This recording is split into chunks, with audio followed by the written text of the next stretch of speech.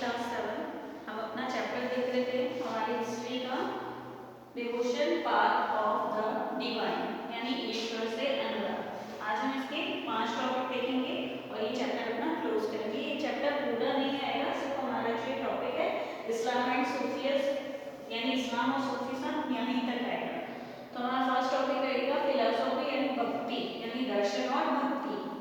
बसावना वीरशैववाद यानी बसावना और वीरशैववाद क्या था?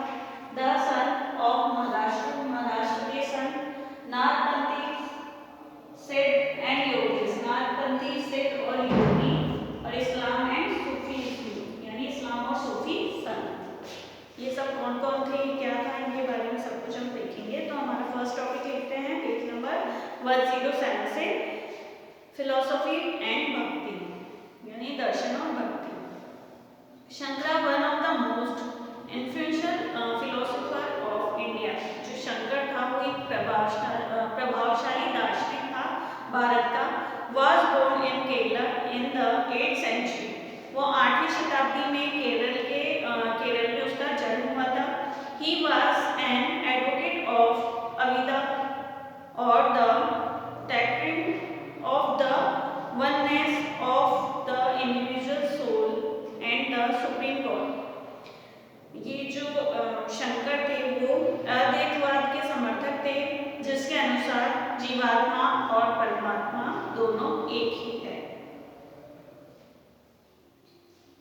He taught that Brahman, the one or ultimate reality, was formless and without any attributes।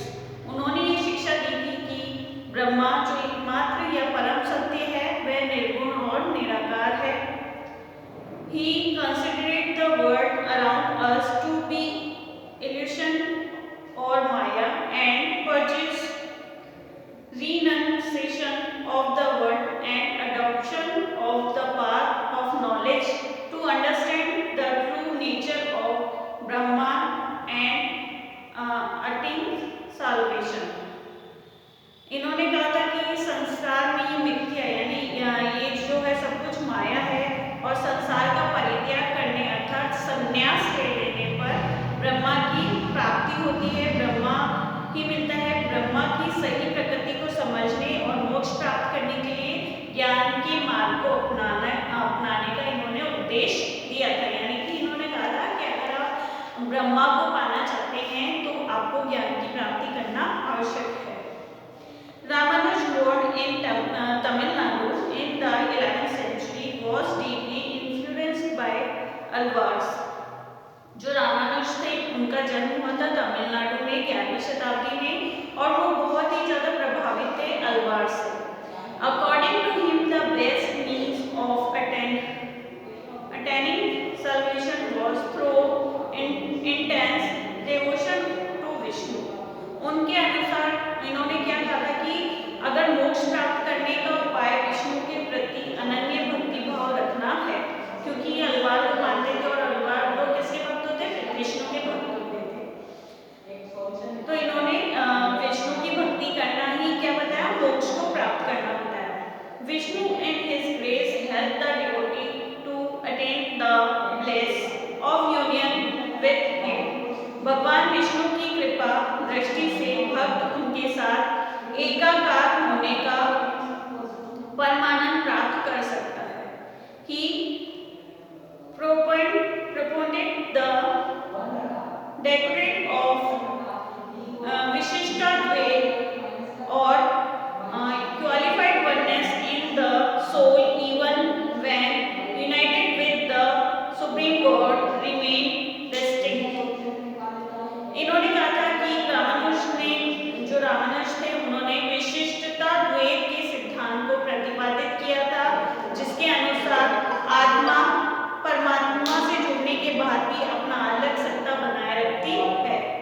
Ramanuj doctrine greatly inspired the new stand of bhakti which devoted and North India subsequently। Ramanuj का जो सिद्धांत था उस सिद्धांत के अनुसार भक्ति की नई धारा को बहुत जो नई विचारधारा थी उसको बहुत ही प्रेरित किया, जो परवर्ती काल में उत्तरी भारत में विकसित हुई थी। बसवना Veerashaiva. We noticed earlier the connection between the Tamil Bhakti movement and temple worship. हमने आगे इस संबंध में पढ़ चुके हैं कि तमिल भक्ति का जो आंदोलन था और जो मंदिरों की पूजा थी उसमें क्या संबंध था। This is turn led to be reaction that is best represented in the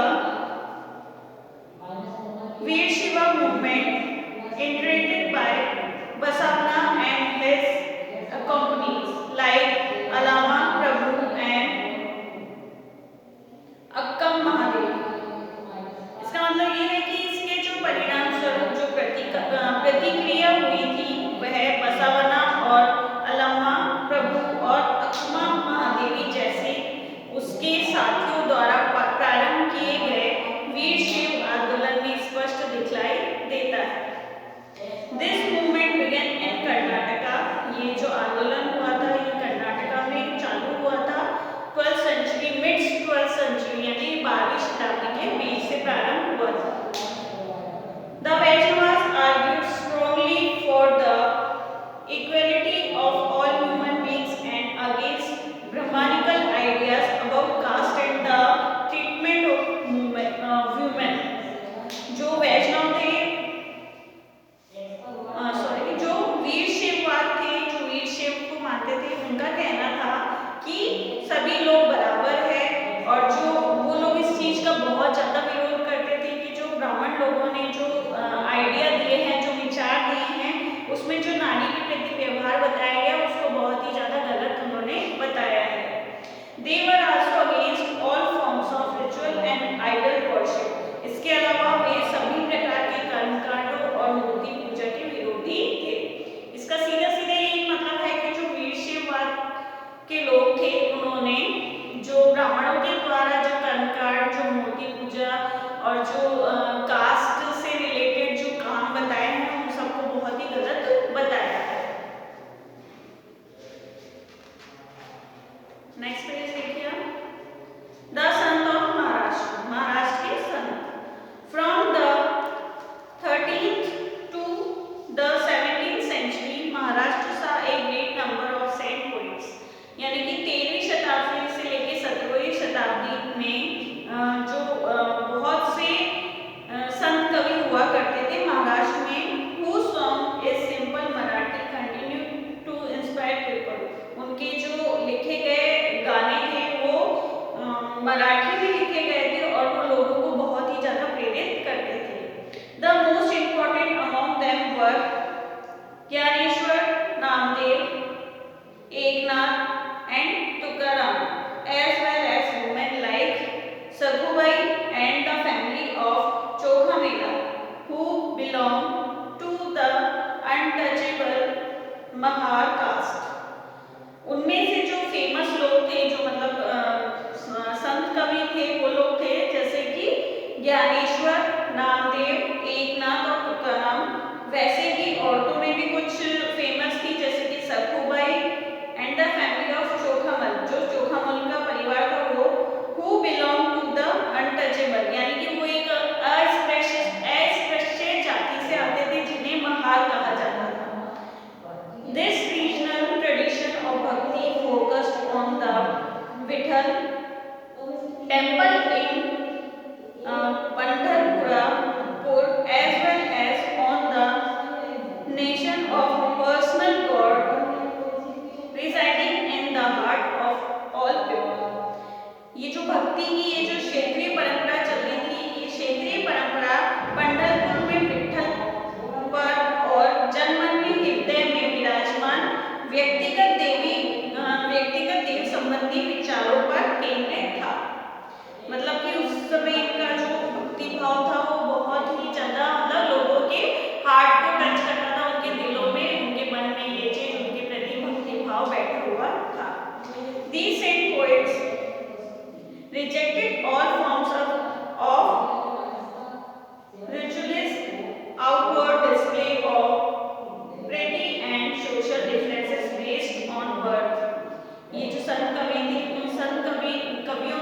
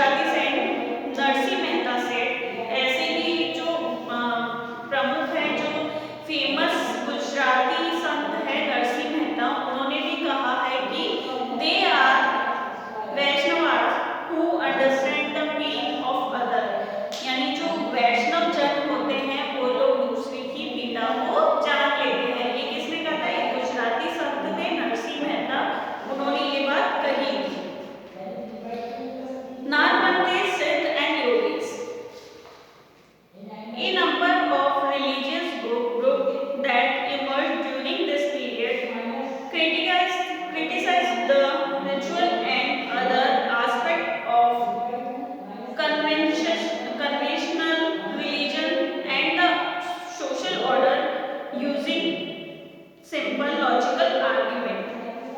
यानी कि जो नागपंथी थे इनके बारे में बताया कि इस काल में अनेक ऐसे धार्मिक समूह उभरे थे जिन्होंने साधारण तर्क वितर्क का सहारा लेकर रूढ़िवादी यानी पुरानी जो मान्यता चली आ रही है, रूढ़िवादी धर्म के कर्म कांडों और अन्य बनावटी पहलुओं तथा समाज व्यवस्था की उन्होंने आलोचना की। Among them were नारपंथी, सिद्धाचार्य एंड योगीज। ये जो लोग थे उन्हें नारपंथी, सिद्धाचार्य और योगी कहा जाता था। They advocated renunciation of the world। उन्होंने समर्थन किया किसका? परित्याग, संसार के परित्याग का उन्होंने समर्थन किया। To them the path of salvation lay in the meditation on the formless ultimate reality and the realization of oneness with it।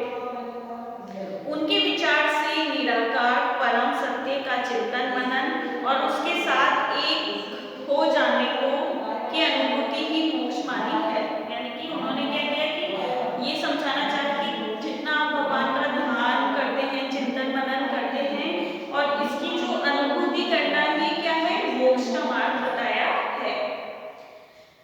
To achieve this they advocated instant training of the mind and body through practice like yogasan, breathing exercise and meditation। उन्होंने मतलब इसके लिए उन्होंने कई तरह की training दी, मतलब कई चीजें बताई, जैसे कि मतलब चिंतन मनन करने के लिए, मोक्ष प्राप्त करने के लिए उन्होंने क्या क्या बताया कि योगासन, प्राणायाम और चिंतन मनन जैसी क्रियाओं के माध्यम से मन, शरीर को कठोर प्रशिक्षण देने की आवश्यकता पर उन्होंने बल दिया था। This group become popular among low caste। ये लोग बहुत ही ज्यादा लोकप्रिय बन गए थे, किनके? जो लोग नीचे जाति के हुआ करते थे उनके लिए ये लोग बहुत ही ज्यादा लोकप्रिय बन गए थे। Their criticism of conversational religious created the ground of devotion religious to become a popular force in northern India। उनके द्वारा की गई रूढ़िवादी धर्म की आलोचना ने भक्ति मार्गीय धर्म के लिए आधार तैयार किया था, जो आगे चलकर उत्तरी भारत में लोकप्रिय शक्ति बना था। इस्लाम एंड सूफीज्म, यानी इस्लाम और Sufism. The saint had much in common with the Sufis, so much so that it is believed that they adopted many ideas of each other। Sufis were Muslim mysteries। जो संत होते हैं, संत को ही सूफी भी कहा जाता है और ये माना जाता है कि उन्होंने एक दूसरे से कई विचारधाराओं का आदान प्रदान किया था। They rejected outward religiosity and emphasized love and devotion to God and compassion toward all human beings। ये जो सूफी संत थे ये लोग मुस्लिम रहस्यवादी हुआ करते थे और वे धर्म के बाहरी आडंबरों को अस्वीकार करते हुए ईश्वर के प्रति प्रेम और भक्ति तथा सभी मनुष्य के प्रति दया भाव रखने पर बल देते थे। यानी उन्होंने ये भी कहा है कि आप भगवान के प्रति भी अपना प्रेम और प्यार रखें, उसके साथ साथ ही जो लोग दुनिया में हैं उनके लिए दया का भावना भी रखनी चाहिए। इस्लाम propagated strict monotheism और submission to one God। इस्लाम ने एकेश्वरवाद यानी एक अल्लाह के प्रति पूर्ण समर्पण का दृढ़ता से प्रचार किया। In the 18th and 19th century, religious scholars developed different aspects of the holy law and theory of Islam। जो 8वीं और 9वीं शताब्दी में धार्मिक विद्वानों ने पवित्र कानून और इस्लामिक धर्मशास्त्र के विभिन्न पहलुओं को विकसित किया। इनका जो होली लो यानी कि जो धार्मिक while the religion of Islam gradually become more complex. बाद में ये जो धर्म था, इस्लाम धर्म था, ये बहुत ही ज़्यादा जटिल हो गया था. Sufis provided it with an additional dimension that favored a more personal devotion of God. जबकि जो सूफी थे, सूफियों ने एक अलग रास्ता दिखाया जो ईश्वर के प्रति व्यक्तिगत समर्पण पर बल देता था. The Sufis often rejected the elaborate ritual and codes of behavior demanded by Muslim religious scholars. जो सूफी लोगों ने मुस्लिम धार्मिक विद्वानों द्वारा जो निर्धारित कर्मकांड बताए थे और जो आचार संहिता को बहुत कुछ अस्वीकार कर दिया. यानी उन लोगों ने जो भी कर्मकांड और जो आचार संहिता बताई थी उसको अस्वीकार कर दिया, यानी मानने से मना कर दिया था. They sought union with God much as a lover seeks his beloved with a for the world.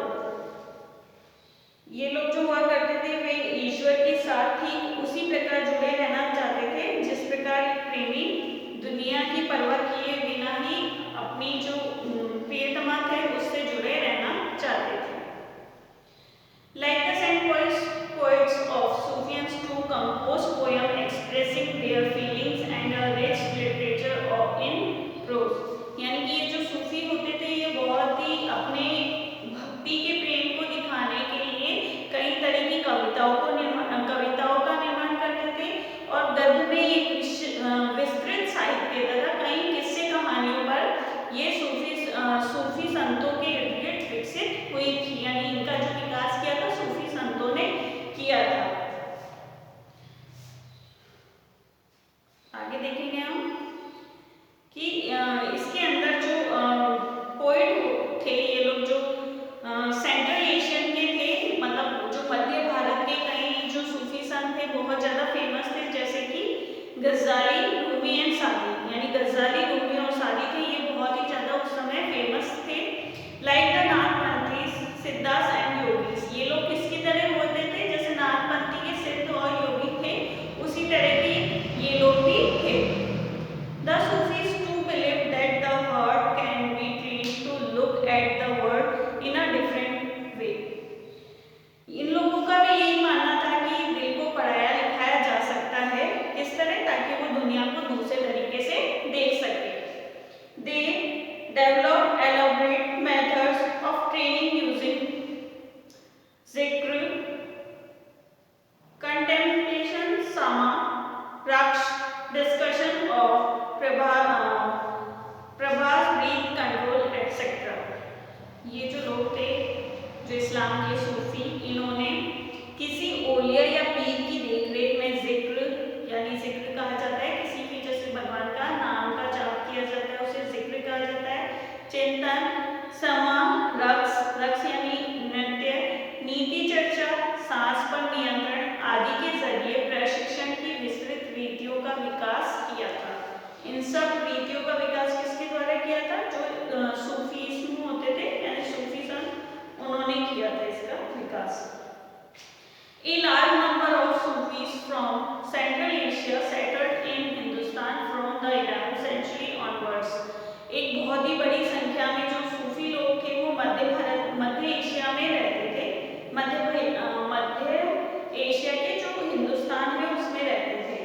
This process was struggled with the establishment of the Delhi Sultan.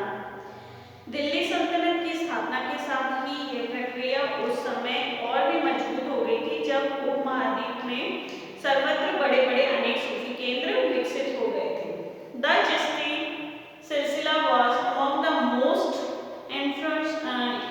influential orders. यानी कि उस समय जो चिश्ती सिलसिला था वो बहुत ही प्रभावशाली हुआ था उस समय. It had a long line of teachers like Khwaja Moinuddin Chishti of Ajmer. इसमें ओलियों की एक लंबी परंपरा थी, जैसे कि ख्वाजा मोइनुद्दीन चिश्ती हुआ करते थे अजमेर के. कुतुबुद्दीन बख्तियार काकी ऑफ दिल्ली, जो कुतुबुद्दीन बख्तियार काकी थे दिल्ली के, बाबा फरीद ऑफ पंजाब, पंजाब के जो बाबा फरीद है, ख्वाजा निजामुद्दीन आलिया ऑफ दिल्ली, जो दिल्ली के ख्वाजा निजामुद्दीन आलिया थे, और बंदनवाज गिसुतराज जो कि गुलबर्ग के थे। ये लोग उस समय के बहुत ही मतलब इन होलियों की बहुत बड़ी परंपरा चली थी, एक लंबी परंपरा, उसके अंदर ये आते थे। The Sufi master held their assemblies in their khanqahs, ये जो सूफी मास्टर हुआ करते थे, जो सूफी संत थे, ये लोग एक बैठकों का आयोजन किया करते थे अपने खानकाहों में। Devotees of all the description, including members of the royalty and nobility and ordinary people, flocked to these khankas. ये जो आयोजन हुआ करता था, इस आयोजनों में राजघरानों के लोगों से लेकर अभिजात और जो ऑर्डिनरी पीपल होते थे, यानी कि जो साधारण लोग होते थे, वो भी इसका एक हिस्सा बनते थे। They discuss spiritual matters, वो लोग इसके अंदर आध्यात्मिक विषयों पर चर्चा करते थे, और sought the blessing of the saint in solving their worldly problems, और simple attend the music and the dance session. ये लोग चर्चा किया करते थे आध्यात्मिक विषयों पर, और ब्लेसिंग लेते थे, आशीर्वाद लेते थे संतों का, ताकि उनकी जो प्रॉब्लम है उसको वो सॉल्व कर सके, और वो लोग इन जलसों में शामिल होके जो वहाँ में संगीत और जो नृत्य का जलसा हुआ करता था, उसमें भी ये लोग भाग लेते थे। Often people attribute Sufi master with music miracles power that could relieve other of their illness and troubles. अक्सर लोग ये समझते थे कि जो सूफी औलिया के पास चमत्कारी शक्तियां होती है, जिसमें आम लोगों की बीमारियां और तकलीफों से छुटकारा मिल सकता है। The tomb of Dargah of a Sufi saint become a place of pilgrim to which thousands of people of all faith